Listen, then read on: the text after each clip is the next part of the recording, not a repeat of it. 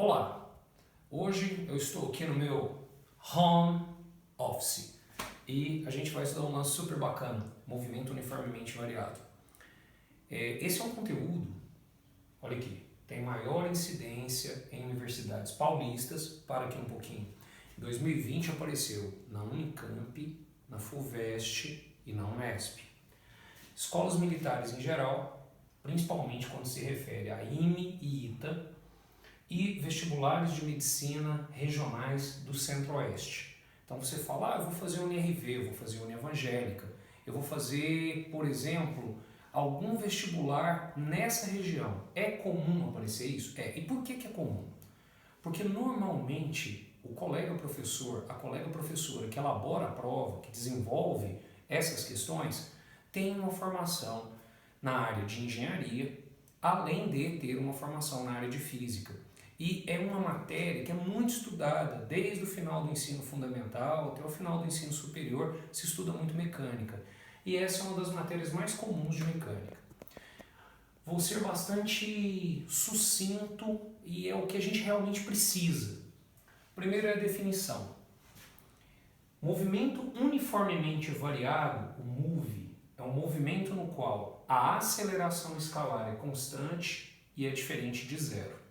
De novo, é um movimento no qual a aceleração escalar é constante, diferente de zero. O que significa isso?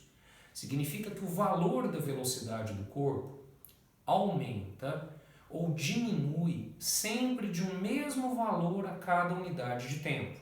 Olha como eu defini aqui. O módulo da velocidade, ou seja, o valor absoluto dela, aumenta ou diminui sempre de um mesmo valor a cada unidade de tempo. Então são situações nas quais a velocidade está aumentando ou está diminuindo sempre de um mesmo valor a cada unidade de tempo. Muito bem. Os exemplos. Eu fiz um estudo muito aprofundado de como é o conjunto de questões, como se mostra esse conjunto de questões nos últimos 5, 6 anos. Quais foram os meus principais objetos de pesquisas? Enem, vestibulares regionais para medicina, Federal de Uberlândia, que acaba se incluindo nisso, e as paulistas. Esse foi o meu principal rol, meu principal conjunto de questões. Os principais exemplos que nós vamos encontrar são, primeiro, veículos automotores. Isso não quer dizer que é um carro, pode ser um carro, um caminhão, uma moto, é frequente avião.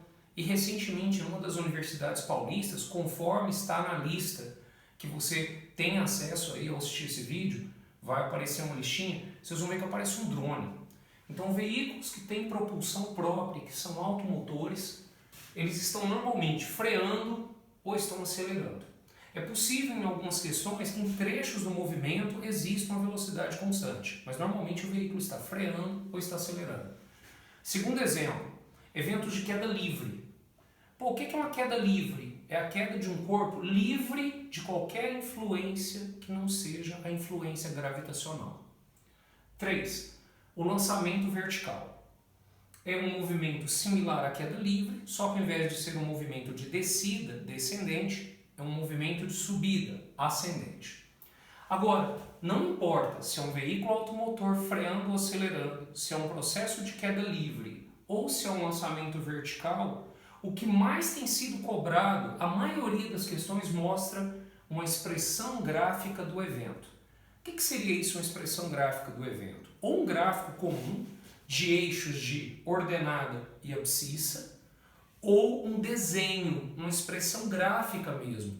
E geralmente as pessoas têm dificuldade na interpretação do gráfico. O que é que eu entendo que nós devemos evitar? Um excesso de preocupação com as equações, essas duas funções horárias, que são a função horária dos espaços e a função horária da velocidade, e a equação de Torricelli. Então vamos lá. Essas três expressões são muito comuns, só que nós devemos evitar de desejar entender isso aqui muito bem apenas de uma maneira de substituir número em variável. Isso não é legal. Então, é bacana saber essas equações, mas está longe de ser o nosso foco. Qual deve ser a nossa preocupação? 1. Fazer a leitura da questão, ter uma noção do que a questão está propondo. 2. A partir dessa leitura, buscar um padrão de resolução, o que nós devemos fazer, o que nós devemos usar, e então desenvolvimento matemático até o resultado final, não esquecendo da unidade de medida, se ela existir. O problema da maioria das pessoas é: eu consigo desenvolver na fórmula, mas eu tenho dificuldade em interpretar o enunciado. Isso é o que eu escuto há mais de 30 anos, eu leciono há mais de 30 anos, ininterruptamente há mais de 30 anos. E a gente fica naquela: poxa, mas o grande problema é o enunciado. Então, vamos trabalhar para não ter mais esse problema. Um dos maiores problemas que se nota é a análise da expressão gráfica do evento. Nós precisamos ter uma capacidade de leitura desse evento. E essa leitura deve ser feita, primeiro, com uma interiorização, uma análise real do fato, um automóvel que freia, um objeto que cai. 2. Ler o gráfico, ter uma noção de fazer a leitura do gráfico. E hoje nós vamos aprender a ler esses gráficos. E além dessa leitura, saber qual fórmula nós iremos utilizar a partir dos dados que a questão nos oferece. Se você dominar a leitura da questão, a análise gráfica do evento como um todo, se você conseguir avaliar qual a expressão utilizada, o resto é um mero desenvolvimento aritmético e é bastante simples. E no final, lembrar, se tiver unidade de medida, colocar a unidade de medida.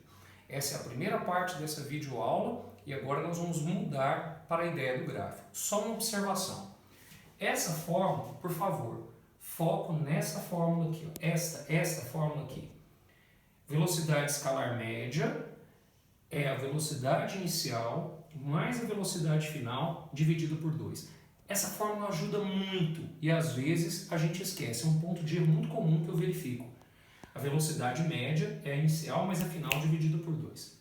Mas isso aqui, velocidade inicial mais final dividido por 2, vale para esse tipo de movimento, uniformemente variado. Vamos continuar daqui a pouco.